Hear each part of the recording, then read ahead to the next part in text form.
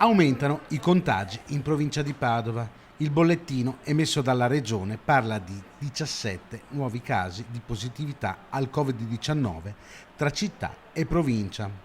A preoccupare sono nuovamente le case di riposo.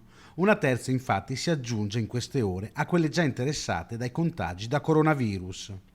Alla Bonora di Campo San Piero, dove i casi sono 8, 5 in più rispetto a ieri, e all'Altavita Ira di Padova, dove i casi restano 3, si aggiunge, dati forniti dal bollettino delle ore 13 dell'ULSS 6, un caso nella casa di riposo Beggiato di Conselve.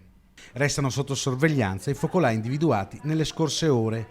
Aumenta di un contagio secondario quello attivo nell'azienda specializzata nella distribuzione di libri scolastici a Padova. Un caso in più tra i dipendenti della SDA, società di distribuzione di poste italiane, di Limena. 3 nuovi contagi per quanto riguarda il focolaio sviluppato dopo la cerimonia funebre al Parco Fenice, e qui si sale a 27, la maggior parte cittadini originari del Camerun. Nessun nuovo contagio invece per quanto riguarda l'altro grande fronte della città, parliamo del MAP, dove i casi restano per ora 11. Sono quindi 10 i casi riconducibili a focolai già conosciuti, mentre 7 non sono stati assegnati a nessun cluster.